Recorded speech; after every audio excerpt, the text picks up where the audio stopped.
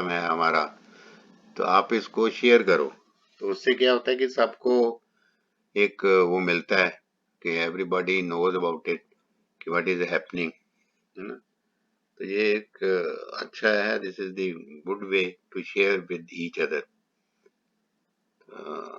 क्योंकि मैं, और दूसरा ये है जो मैं अपने, क्योंकि मैं काफी यहाँ पे देख रहा हूँ एग्रीकल्चर जो मैं, क्योंकि मेरी आवाज आ रही है ना आपको सबको? Yes sir. हाँ, यस सर। क्योंकि मैं यहाँ का जो एक्सपीरियंस, मैंने आपके साथ एक बार कुछ वो वीडियोस भी भेजे थे जो उसके जो यहाँ के एग्रीकल्चर इम्प्लीमेंट्स हैं, एग्रीकल्चर टूल्स हैं, है ना, जो एग्रीकल्चर यहाँ का सिस्टम है। क्योंकि अभी मैं ज्यादा तो कहीं बाहर नहीं जा पा रहा, क्योंकि कई होती हैं कंस्ट्रेंट्स वगैरह। तो जहाँ जहाँ मेरे को मिलता है देखने का, वो मैं आपके साथ जरूर शेयर करता हूँ, क्योंकि ये एक्चुअली कंसेप्ट होता है ट्रांसफर ऑफ टेक्नोलॉजी। ठीक है ना, मैंने आपके उसमें उसने डाला भी था ये कि ट्रांसफर ऑफ टेक्नोलॉजी, हमारे एक कंट्री से दूसरी कंट्री के बीच में टेक्नोलॉजी और ट्रांसफर है। क्योंकि इंपोर्ट एक्सपोर्ट तो हम करते ही हैं, लेकिन टेक्नोलॉजी भी जो है आपस में ट्रांसफर होनी चाहिए। क्योंकि अब मैं जैसे हूँ लक्की, जहाँ लकली जैसे भी हूँ, क्योंकि मैंने इंडिया की एग्रीकल्चर देखी है और यहाँ की भी मैं एग्रीकल्चर देख रहा हूँ। ठीक है ना, तो बहुत कंपैरिजन है, लॉट ऑफ कंपैरिजन, जो अगर हम कंपैरेटिवली स्टडी करें तो बहुत डिफरेंस है।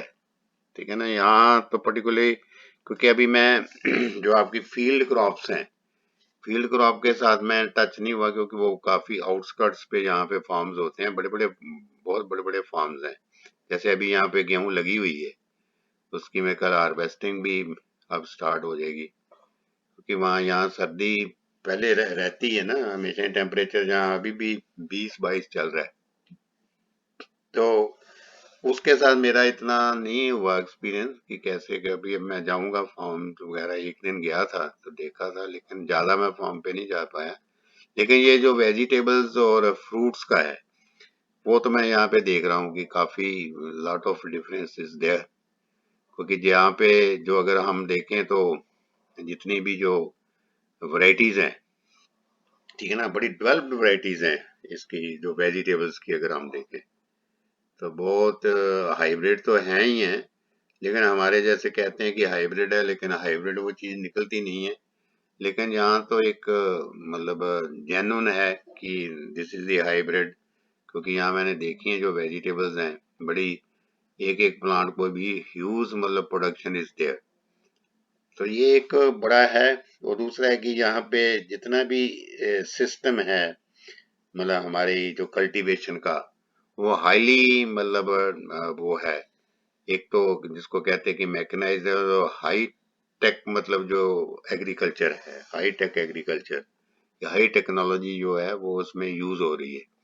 एक छोटी से छोटी चीज लेके भी आप, मतलब इंसेक्टिसाइड, वीडीसाइड, ठीक है ना, जहाँ टूल्स जो हैं एग्रीकल्चर के, जो मैंने आपके साथ शेयर भी किए थे, तो वो मैंने देखे हैं कि बड़े मतलब बहुत ही, मैंने अभी तक ऐसे टूल्स नहीं देखे जो यहाँ पे आके देखे हैं कि इतने भी ऐसे भी टूल्स होते हैं और ऐसे भी सिस्टम होता है प्लांट्स को ग्रो करने का।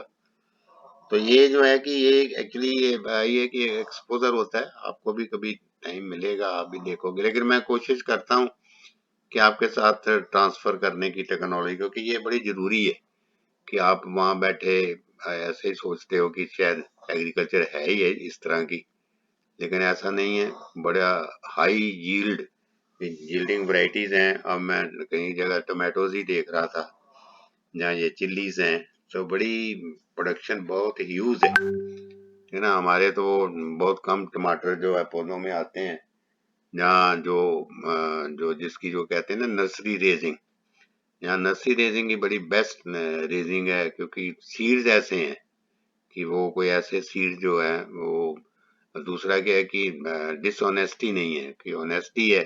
तो तभी जो ट्रांसपेरेंसी है, सीड जो है, जेन्युइन सीड यहाँ पे मिलते हैं।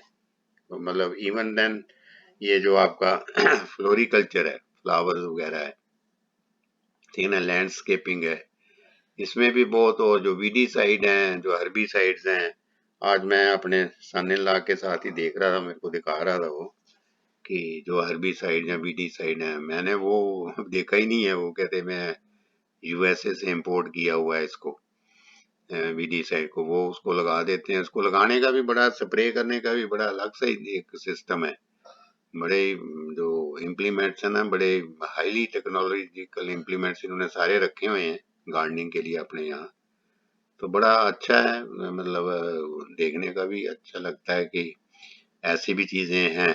और जैसे ये मैं आपके साथ कई बार करता था कि यहाँ पे जो सॉइल है, ठीक है ना, सॉइल इतनी मतलब प्रोडक्टिव नहीं है, लेकिन ब्लैक टाइप सॉइल है। लेकिन आपको जो सॉइल है वो रेडी मिक्सचर मिलते हैं, जैसे बैग्स के अंदर ना। जैसे आपने शायद पढ़ा होगा कि एक पॉट मिक्सचर क्या होता है। अगर हम किसी पॉट में लगाते हैं प्लांट, तो वो एक है ना, आपके प्रैक्टिकल भी है शायद हॉर्टिकल्चर में, how to prepare the pot mixture. उसमें 1/3 आपकी सॉइल रहेगी, फिर 1/3 कंपोस्ट रहती है, फिर उसमें पेलेट्स डालते हैं, फिर जहाँ कोकोपीट डालते हैं। तो यहाँ पे जो है वो रेडीमेड ही जो है ना बैग्स मिलते हैं, उसको मतलब ऑलरेडी मिक्सचर किया हुआ है, वो आप लाओ और अपने उसमें जो बना के, जो आपके फील्ड है उसके अंदर, जो इसको कहते हैं कि प्लॉट्स बना के छोटे छोटे अगर कोई लगाना है, तो उसके अंदर वो रेडीमेड पूरा वो एक फिक्स क्वांटिटी के अंदर डाला होता है। सारे न्यूट्रिएंट्स मतलब उसके अंदर ही होते हैं। और उसमें जो आपको जो प्लांट्स भी हैं वो भी जिस मतलब टाइप का प्लांट चाहे, कि अगर हमें 15 दिन का प्लांट चाहिए तो 15 का मिल जाता है, 1 महीने का चाहिए तो 1 महीने का मिल जाता है।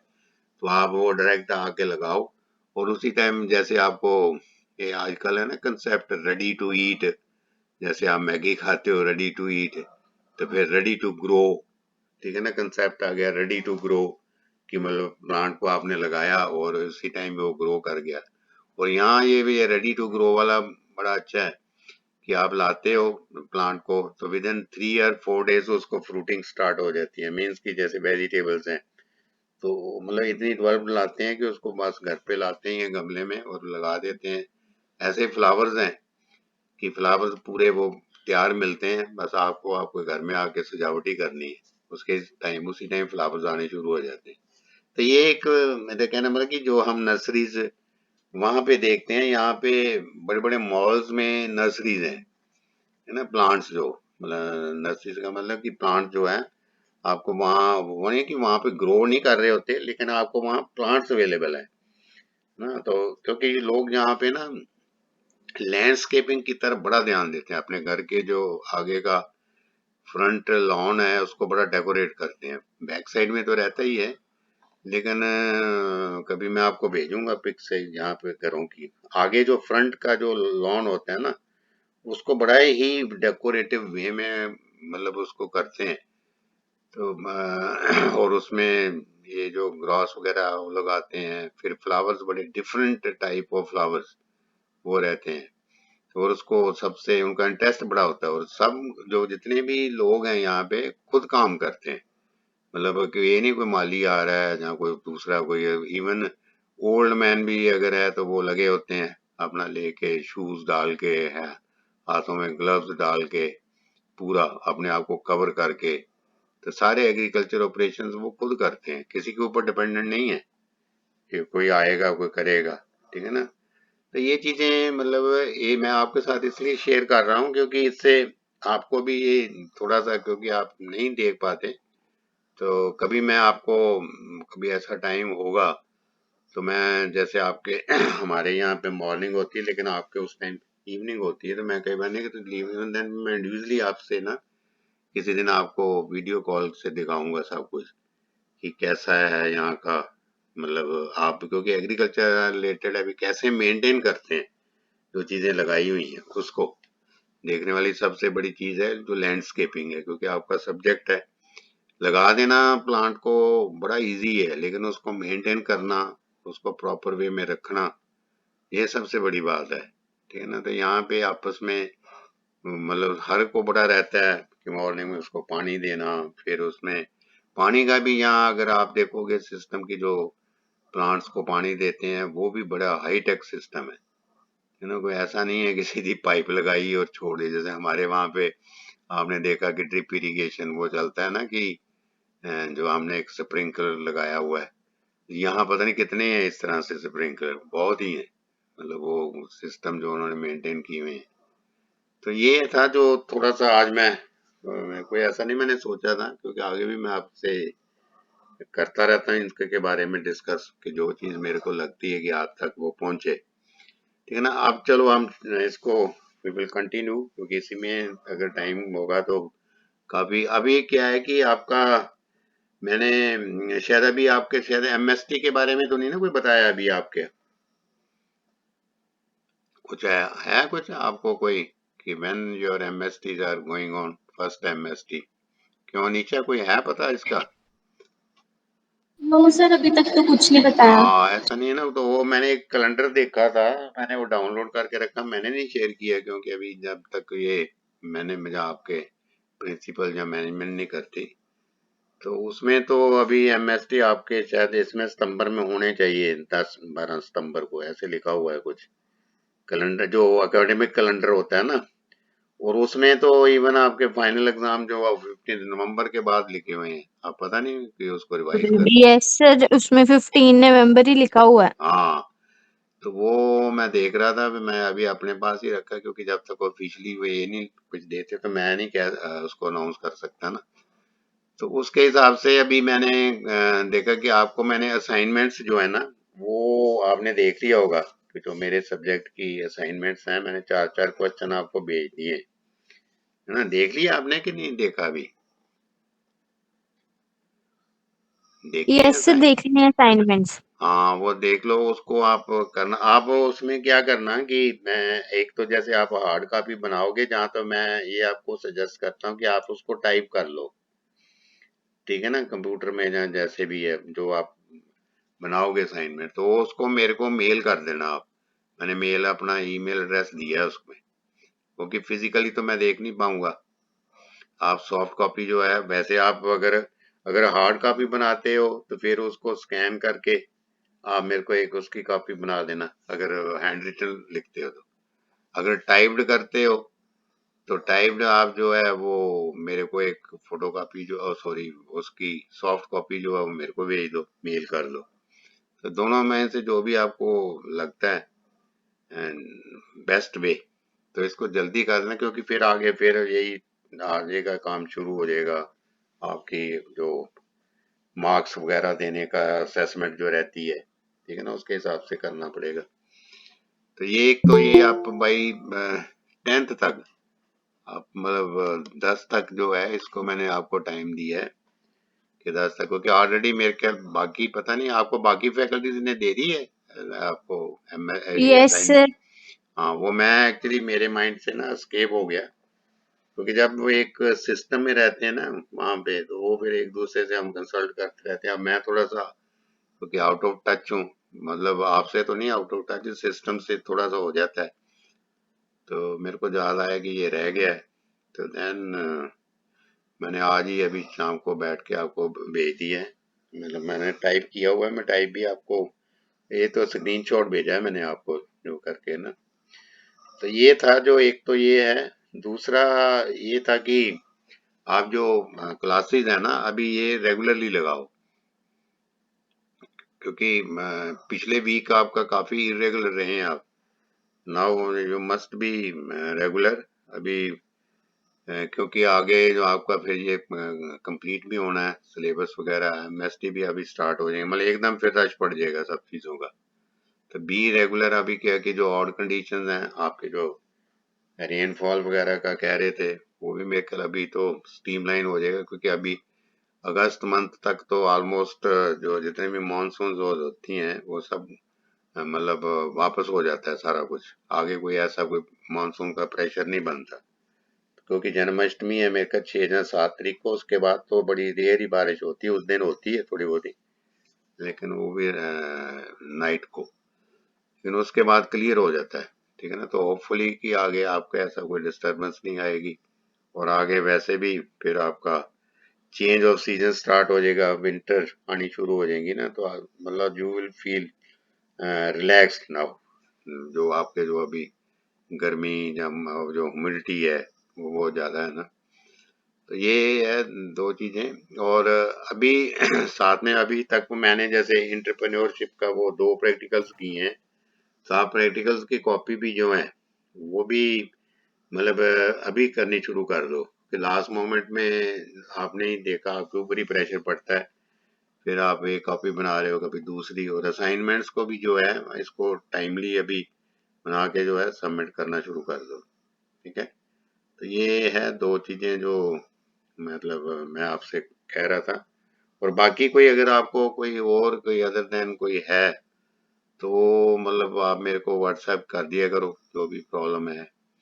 ठीक है ना, तो एक तो ये है अभी जो है कि आज जो हमारा है that is on intellectual property rights, है ना, जो आज आपका जो सब्जेक्ट भी है that is intellectual property right. बीच में ये क्लासेस मिस हुई हैं, 2-3 बार शायद इसका मिस हुआ है इंटेलेक्चुअल प्रॉपर्टी। लास्ट टाइम मैंने आपसे डिस्कस किया था और मैंने कहा था कि you must come prepared but what we have discussed in the last lecture.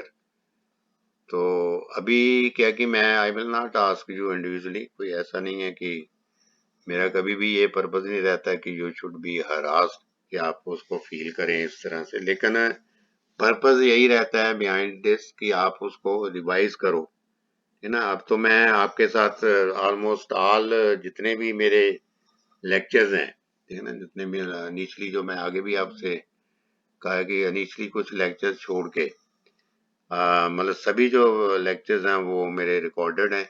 ठीक है ना, अभी भी जो मैं रिकॉर्ड कर रहा हूँ, तो पहले जो हम मैं कुछ बातें हम आपस में वैसे करते हैं वो नहीं मैं करता।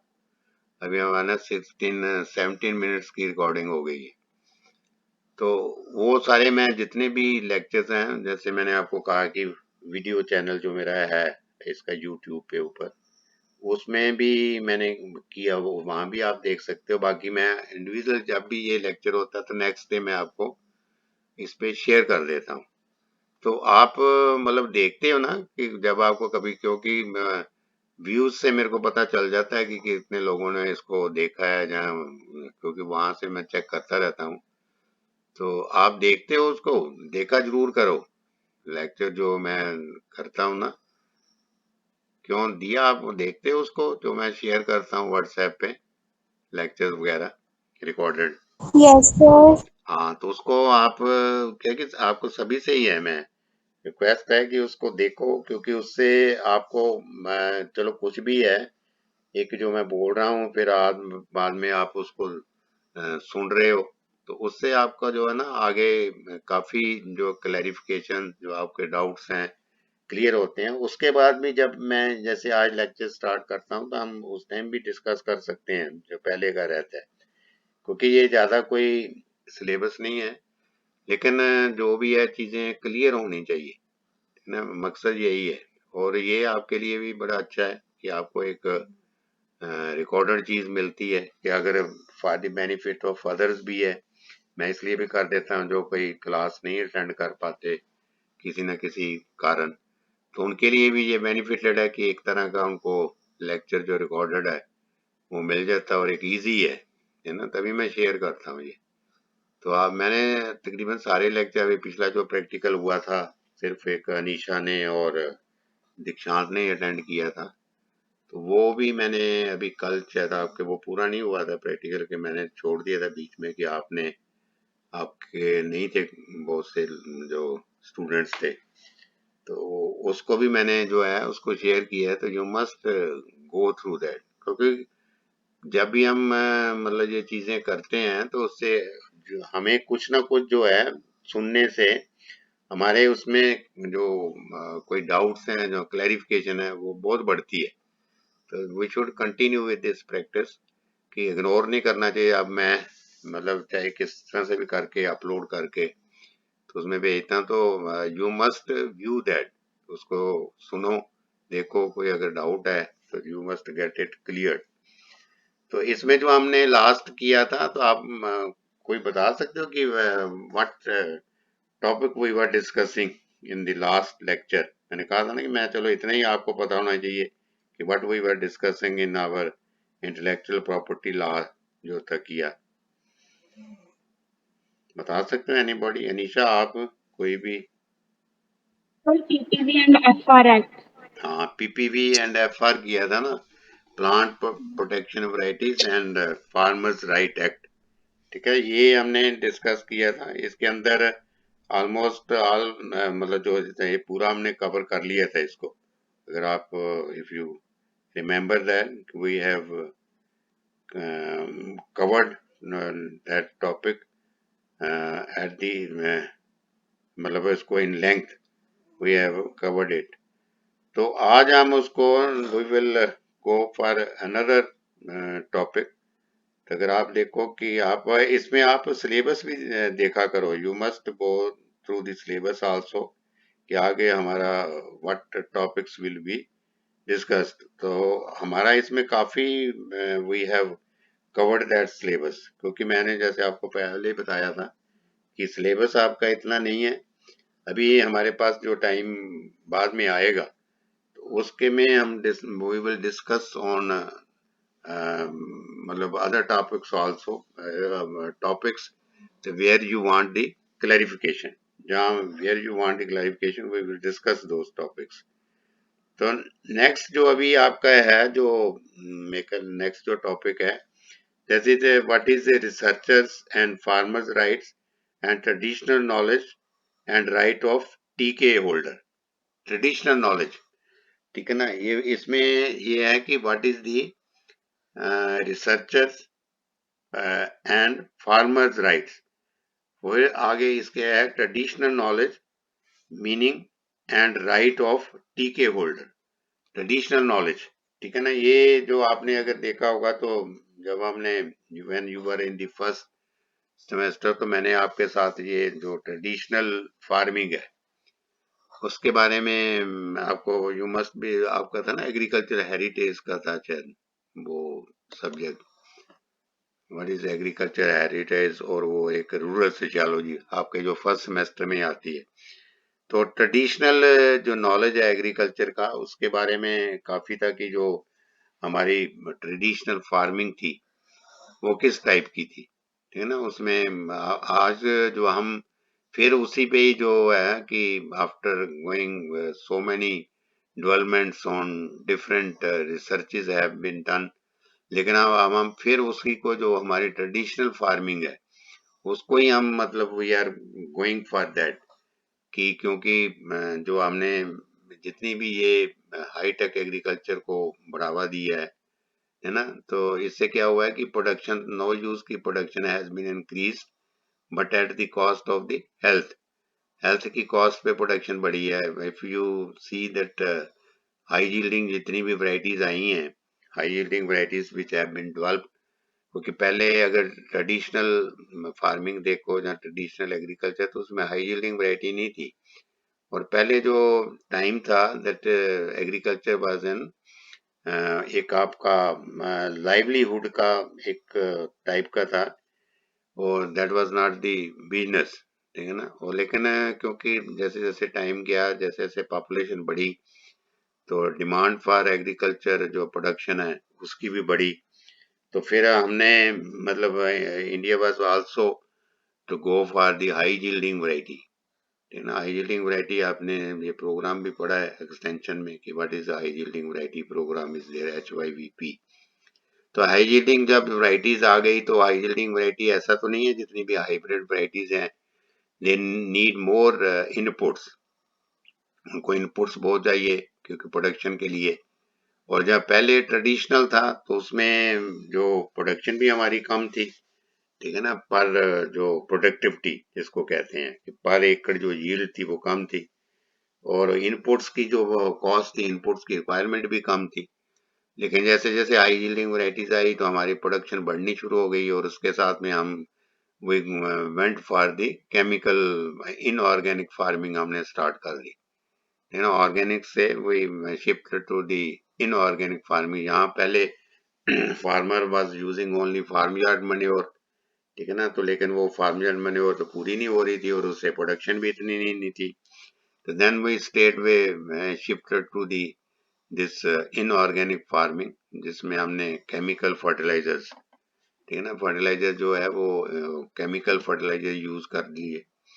तो केमिकल फर्टिलाइजर यूज किए तो उसके नो डाउट की प्रोडक्शन तो बढ़ी, है ना। जो प्लांट में पोटेंशियल है उससे अगर उसको स्टिमुलेट करेंगे तो प्रोडक्शन बढ़ेगी। लेकिन उसके साथ में तो दूसरी प्रॉब्लम्स थी, तो वो भी बड़ी स्टार्ट हो गई कि अब आप देख रहे हो कि पानी बड़ा पोल्यूटेड हो गया है जहाँ भी है, क्योंकि लीचिंग जो है, जो फर्टिलाइजर्स की वो लीचिंग नीचे गई है, वाटर हैज बीन पोल्यूटेड। और साथ में जो आपकी हेल्थ हैजर्ड्स हैं, क्योंकि आपने ये देखा ही होगा कि जब भी हम केमिकल कोई इंसेक्टिसाइड यूज कर रहे हैं, या हम वीडीसाइड या हर्बिसाइड यूज कर रहे हैं, और फिर ये केमिकल फर्टिलाइजर जब यूज कर रहे हैं, तो इनके सब के जो रेजिडुअल इफेक्ट्स हैं वो मतलब उसमें प्लांट जो आपकी प्रोडक्शन है उसमें रेजिडुअल इफेक्ट आ जाता है। तो residual effect ultimately that goes in the human body and that affects your health, ठीक है ना। तभी आप देख रहे हो ना कि now A days number of problems of this, जैसे आपको कईयों को कैंसर हो रहा है, कईयों को मतलब जो है कि किडनी की प्रॉब्लम हो गई है, ठीक है ना। ये जो these are all related to use of the chemical fertiliser. अब इसमें क्या है कि ऐसा विशियस सर्कल में मतलब आ गया है, ये जो खास करके इंडिया है जो है ना, कि अब उसको अगर छोड़ता है तो प्रोडक्शन की प्रॉब्लम आ जाती है, तो अगर करता है तो ये हेल्थ हैजर्ड प्रॉब्लम। तो ये जो ट्रेडिशनल, लेकिन अभी इसके लिए तो एटलीस्ट वो कह रहे हैं कि for the control of this insect pest and weedicide हमें ये यूज नहीं करने चाहिए। हमें जो ट्रेडिशनल हमारा नॉलेज है, जो हमारे जो पूर्वज जिस तरह टाइप की खेती करते थे, तो they should go for that, ठीक ना। तो जहां तक हो सके तो करते, ये एक मतलब इसके बीच में है sir, that's why I am discussing with you. तो इसमें जो है कि जो अभी जो आपका मेरे ख्याल ये I think it is the last but two है कोई जो आपका टॉपिक्स हैं। इसमें what is the researchers and farmers rights and traditional knowledge meaning and right. अब इसमें जो रिसर्चर्स का राइट है, ठीक है ना, रिसर्चर्स का राइट है, the researchers have been provided access to protected varieties for bona fide research purpose। मतलब इसमें रिसर्चर को राइट दिया है कि उसका उसको ना वैरायटी तक असेस दिया है for the research purpose, research purpose के लिए उसको मतलब राइट दिया गया है, not for other purpose. This section states, ये सेक्शन है, इसके अंदर जो ना सेक्शन 30 है, जो रिसर्चर्स राइट एक्ट है, that is under section 30 of the act. तो उसमें उसमें लिखा है कि जो रिसर्चर को राइट दिया गया है, बोनाफाइड राइट दिया गया है, लेकिन अप टू दी उसके जो लिमिट है, अप टू दी रिसर्च है, उसके he can not go beyond that. और उसमें जो सेक्शन 30 है, इट हैज बीन रिटन कि nothing contained in this act shall prevent the use of any variety registered under this act by any person using such variety for conducting experiments or research, and the use of a variety by any person as an initial source of a variety for the purpose of creating other varieties, provided that the authorization of the breeders of a registered variety is required where the repeated use of such variety as a parental line is necessary for commercial production of such other newly developed variety। अब ये देखो कि इसमें जो that has been quoted under the section 30। अब जो ये section 30 है, ये देखो कितना मतलब कितना उसको लीगली कह रहा है और बड़ा क्लैरिफाई कर रहा है कि nothing contained in this act shall prevent the use of any variety। मतलब वो ये है कि उसको जो रिसर्चर है उसको प्रिवेंट नहीं करता कि आप इसको यूज ना करो वैरायटी को, any variety registered under this act by any person using such variety for conducting experiments experiment conductor or researcher, and the use of a variety by any person as an initial source of a variety for the purpose of creating other variety. अगर कोई वो दूसरी एक variety को use करके दूसरी variety को वो डेवलप कर रहा है, तो एक्ट ये नहीं कहता कि वो नहीं कर सकता, ये मतलब रिसर्चर को राइट दिया हुआ है, ठीक है ना। लेकिन वो साथ में ये जरूर कहता है for the purpose of creating other varieties provided that the authorisation of the breeders of registered varieties required. लेकिन जिसने इस वैरायटी को निकाला है, जो जिस ब्रीडर ने इस वैरायटी को निकाला है, उसकी परमिशन जो है, उसकी जो असेंट है वो लेनी जो है वो जरूरी है। ये लिखा है ना, any person as an initial source of a variety for the purpose of creating other varieties provided that the authorization of the breeders of a registered variety required, उसकी authorization लेनी जरूरी है। मतलब कहने का मतलब कि एक रिसर्चर जो है, जो अगर उसने किसी प्लांट ब्रीडर ने कोई वैरायटी निकाली है तो वो उसको उसके ऊपर रिसर्च कर सकता है कोई नई वैरायटी निकालने के लिए, ठीक है ना, नया एक्सपेरिमेंट करने के लिए। लेकिन जिसने वो वैरायटी निकाली है, जिस ब्रीडर ने निकाली है, उसकी अथॉराइजेशन लेना जो है दैट इज कंपल्सरी, ठीक है ना। तो ये है दैट इज कंपल्सरी, ये लिखा है इस एक्ट के अंदर। जो 13 नंबर एक्ट है वो क्या है, repeated use of such variety as a, हाँ आगे कहता है variety provided that the authorisation of the breeders of registered variety is required where the repeated use of such variety as a parental line is necessary, ठीक है ना। जहां पे necessary है कि उसको रीयूज करना तो वो उसको कर सकता है। तो ये है, this is the researchers right, ये रिसर्चर्स राइट है। Then is the farmers right, next is the farmers right. The farmers right of the act define the privilege of the farmers and their right to protect varieties developed as conserved by them. A farmer can save, ठीक है ना। ये farmers का ये है कि farmer को बड़े कंजर्वेटली उस वैरायटी को यूज करना है। फार्मर्स कैन सेव, यूज, सो, ये पहले भी हमने देखा था, सो कर सकता है, रीसो कर सकता है, एक्सचेंज कर सकता है, शेयर कर सकता है, and sell farm products of a protected variety except sale under a commercial marketing arrangements, लेकिन कमर्शियल मार्केटिंग अरेंजमेंट्स के अंदर उसको नहीं कर सकता। ये उसका दिखा। Further the farmer have also been provided protection of innocent infringement when at the time of infringement a farmer is not aware of existence of breeders right, ठीक है ना। ये मेरे का जो है ना, इसमें जो मैं मतलब देख रहा हूँ कि अभी I am also going through it, ये हमने ऊपर भी जो है ना रिसर्चर्स राइट और फार्मर्स राइट का ये रेपुटेशन ही है, दिस इज द रेपुटेशन। ये पता नहीं आप इन्होंने क्यों इसमें दिया है। This is the same what we have discussed in the farmer, जो अभी था ना, जो PPV and farmers right act, तो ये फार्मर्स राइट एक्ट के अंदर ही है ये same. This is the reputation. जो अभी मैं लाइंस पढ़ रहा हूँ तो ये these are the same lines which were discussed earlier also. A farmer who is engaged in the conservation of genetic resources and wild varieties of economic plants and their improvement through selection and preservation shall be entitled in the prescribed manner for recognition and reward from the gene fund। तो ये जो है ना, ये repetition है। अगर आप पहले आप इसको एक बार फिर, you must also go through this कि what does it mean actually, ठीक है। और अब ये जो आते हैं हमारी जो मेन चीज है कि वो रिसर्चर्स और breeders right that we have discussed already in the previous topics. यहाँ पे जो है ट्रेडिशनल नॉलेज, ठीक है ना, this is also the reputation which we discussed which we have been studied in your first semester में ना, जो ट्रेडिशनल नॉलेज था उसके बारे में मैंने ही आपके ये लेक्चर्स लिए हुए हैं। तो ये ट्रेडिशनल नॉलेज के बारे में बात कर रहा है कि ट्रेडिशनल नॉलेज टीके कहते हैं उसको।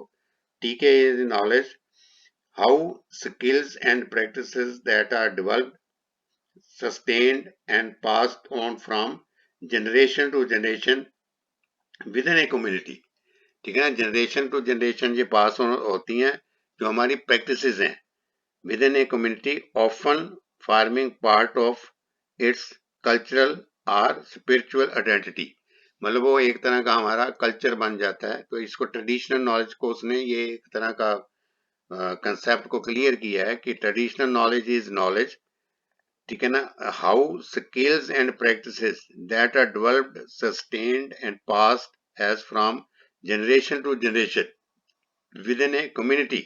ये कम्युनिटी के अंदर ट्रेडिशन मतलब जनरेशन टू जनरेशन पास होता है, often farming part of its culture or spiritual identity, मतलब एक वो एक तरह का उस कम्युनिटी का वो कल्चर बन जाता है ना, that becomes the culture of that community की जो उसका एक ट्रेडिशनल नॉलेज है, ठीक है ना। Rights of traditional knowledge holder, first क्या क्या उसको जो टीके होल्डर, इसको जहाँ टीके होल्डर बोल जाए, टीके मीन्स ट्रेडिशनल नॉलेज होल्डर, उसको राइट्स क्या है। First is the defensive protection. Defensive protection refers to a strategies to ensure that parties, third party do not gain illegitimate or unfounded IP rights over TK।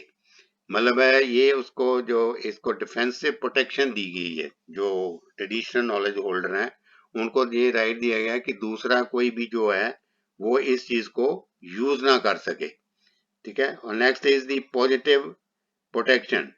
Two aspects of positive protection of TK by IP. IP means कि intellectual property rights are being explored. First is preventing unauthorized use, कि unauthorized जो है वो उसको कोई use नहीं करेगा, ये दो उसको प्रोटेक्शन दी हुई है, पॉजिटिव प्रोटेक्शन है, unauthorise use and active exploitation of traditional knowledge by the originating community itself, ठीक है ना, कि जो एक्चुअली जिसने इसको निकाला है उसको जो है एक्टिव एक्सप्लोटेशन ऑफ टीके bye the originating community itself, जो ओरिजिनेटिंग कम्युनिटी है जिसने मतलब जो ट्रेडिशनल नॉलेज को जिन्होंने निकाला है उनको मतलब इसके अंदर प्रोटेक्शन मिलती है। तो ये अभी हमने सिर्फ यही वाला मैंने आपसे डिस्कस करना था, we will discuss only this thing only. पहले तो जो आपका जो पीपीवी एंड एफआर एक्ट है दैट इज क्वाइट लेंथी, ठीक है ना।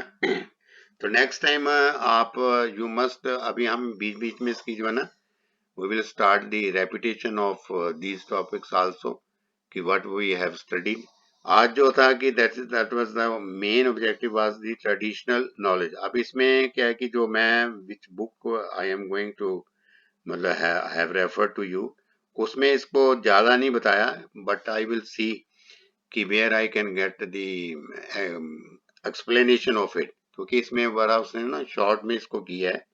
तो in the next lecture I will C from other book also, और मैं आपके साथ उसको शेयर करूंगा कि what actually justification can be done with this topic, क्योंकि जो मैं चाहता था कि ट्रेडिशनल नॉलेज के अंदर वो कुछ इन मोर लेबोरेटिव वे में इस बुक में लिखा होगा, but that has not been explain. तो ट्रेडिशनल नॉलेज को देखें कि what does it actually it means under your this topic, कि ये जो आपका इसमें जो इंटेलेक्चुअल प्रॉपर्टी राइट में है कि क्या वो कहना चाहते हैं कि टीके जो होल्डर हैं उसको क्या राइट्स हैं, क्योंकि ना राइट के बारे में उसने टच किया है बट राइट्स के बारे में उसको कोई प्रॉपर वे से इस बुक में एक्सप्लेन नहीं कर पाया। तो मैं इस बुक के हिसाब से जो था कि what I have been able to explain you, लेकिन मैं नेक्स्ट टाइम मैं देखता हूँ कि where we can get it in more elaborate way, कि ज्यादा एलेबोरेट वे में इसको मिले। तो this was the what we I discuss wanted to discuss. आगे आपका एक बायोलॉजिकल डाइवर्सिटी भी के ऊपर है, that is very important topic. इसको भी हम we will do in a very मतलब एलेबोरेट वे। बायोलॉजिकल डाइवर्सिटी जो है आजकल इट्स वेरी इंपॉर्टेंट। आगे भी मेरे ख्याल आपने इसको कहीं ना कहीं पढ़ा है मेरे ख्याल क्योंकि इसमें क्यों ये दिया निशा जहाँ अपना नेहा इसको आपने कई I think under some other subjects you have studied this biological diversity, कहीं है था ना कि मैंने भी आपके साथ एक दो बार डिस्कस किया है, किसी और सब्जेक्ट के अंदर यस पढ़ा सर। आपने हैं? कोई और भी आपका यस सर। हैं? बायोलॉजिकल डाइवर्सिटी कोई और किसी सब्जेक्ट के अंदर भी आता ना, एक दो बार तो मैंने भी आपसे डिस्कस किया हुआ, शायद मेरे ही था उसमें, या आपके किसी और सब्जेक्ट में भी है बायोलॉजिकल डाइवर्सिटी? क्यों नहीं, चाहे है कहीं और किसी सब्जेक्ट में? यस सर, था पहले सेमेस्टर में। है? पिछले सेमेस्टर में था सर। नहीं मतलब टॉप पर कोई क्या सब्जेक्ट था, किसी सब्जेक्ट में आ रहा था या क्या था? एक बार मैंने भी आपसे डिस्कस तो किया हुआ है बायोलॉजिकल डाइवर्सिटी का, पता नहीं किसके अंदर आया था तो मैंने किया था, क्योंकि इसके बायोलॉजिकल जो डाइवर्सिटी है इसको बड़ा मेंटेन करना चाहते हैं, क्योंकि इसके ऊपर जो सारा हमारा जो सारा सिस्टम है बायोलॉजिकल, वो सारा इसकी इसी के ऊपर टिका हुआ है।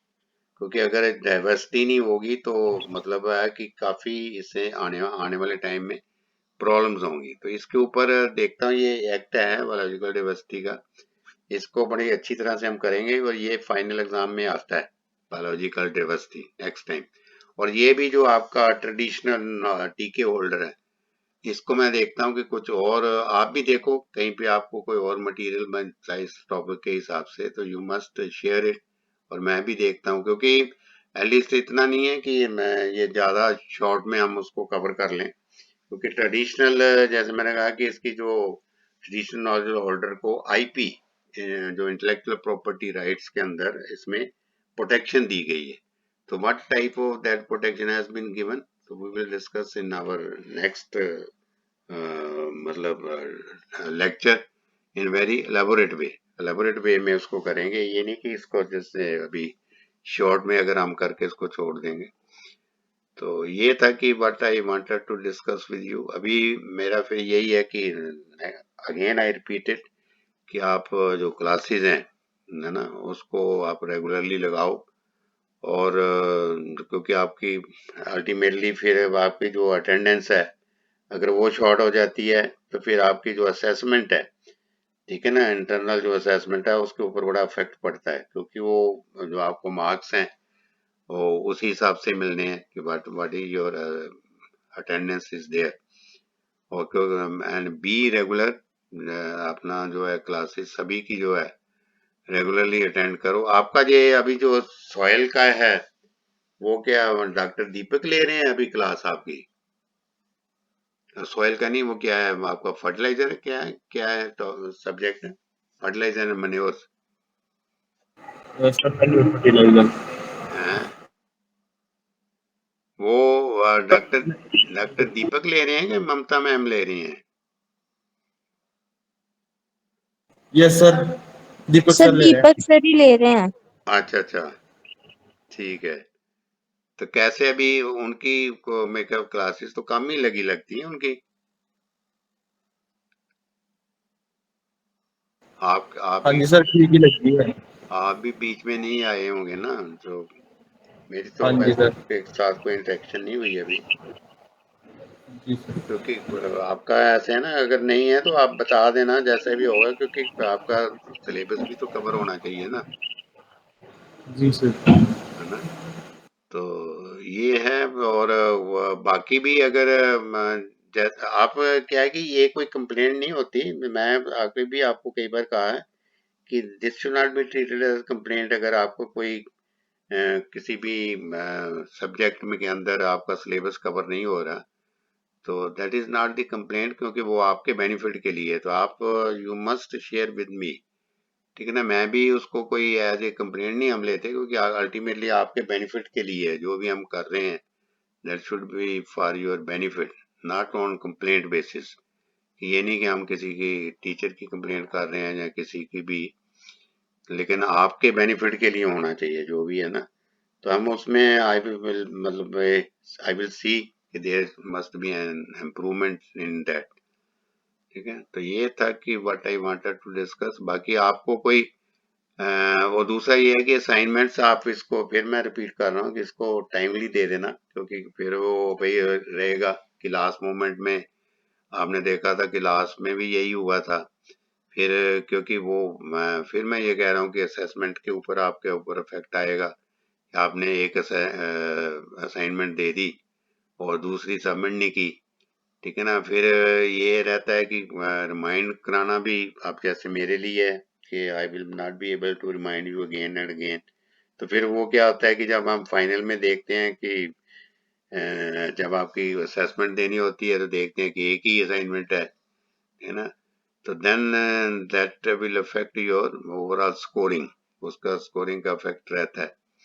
ऐसे ही जो प्रैक्टिकल्स हैं, प्रैक्टिकल की जो भी है, क्योंकि अगर आप इफ यू वांट कि ये मेरी इंटरनल असेसमेंट अच्छी हो तो उसमें भी यही है कि जो you must complete your practical notebooks, है ना। प्रैक्टिकल नोटबुक को जब आप लास्ट में उसको करते हैं तो then you copy from each other, और वो भी उसमें भी हम देख लेते हैं then we when we go through the your practical notebooks कि किसने मतलब चीटिंग करके किया हुआ, तो वो भी आपकी है। फिर दूसरा है कि जो आपके प्रैक्टिकल्स के अटेंडेंस है उसके भी उसमें मार्क्स हैं इंटरनल में, है ना। तो अल्टीमेटली क्या है, फिर आपके इंटरनल जो आउट ऑफ 20 मार्क्स हैं तो वो फिर वो कम लगते हैं, तो ना प्रैक्टिकल नोटबुक भी होती है, फिर इंटरनल वाइवा भी होता है। तो this ultimately affects your assessment. आगे फिर आपका जो ग्रेड पॉइंट एवरेज है वो अफेक्टेड हो जाती है। तो अभी आपके पास still you have 2-3 semesters are there कि आप, मैंने कहा था ना कि आप you can improve your grade point average.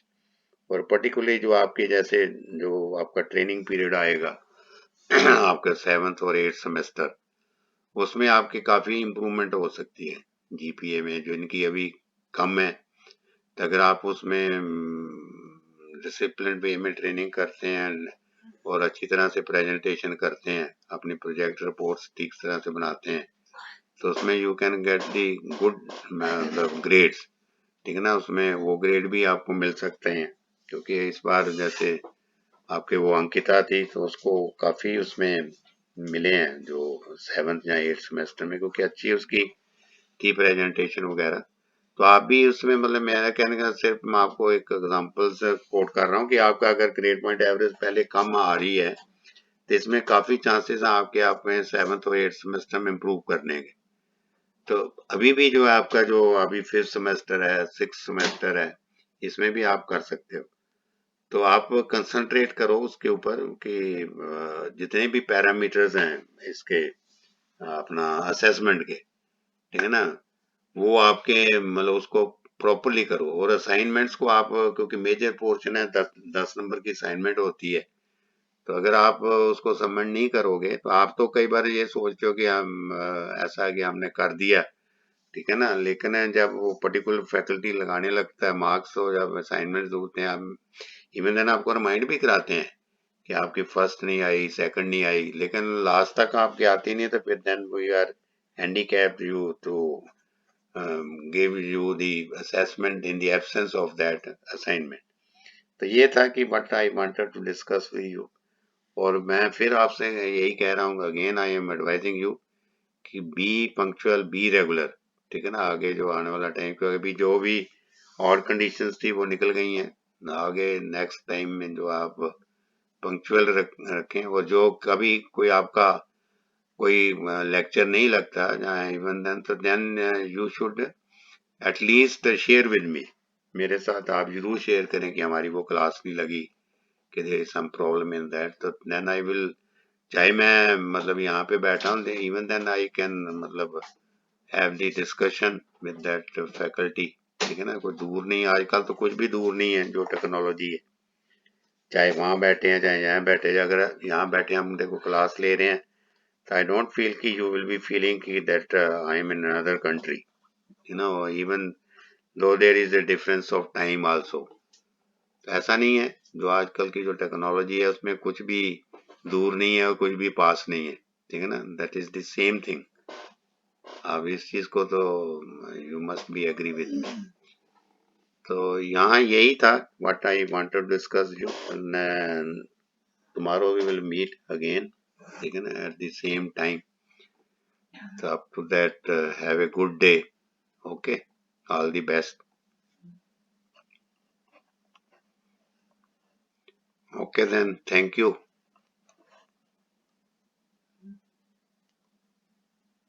Okay, sir. Good night, sir. Okay, good night. Okay.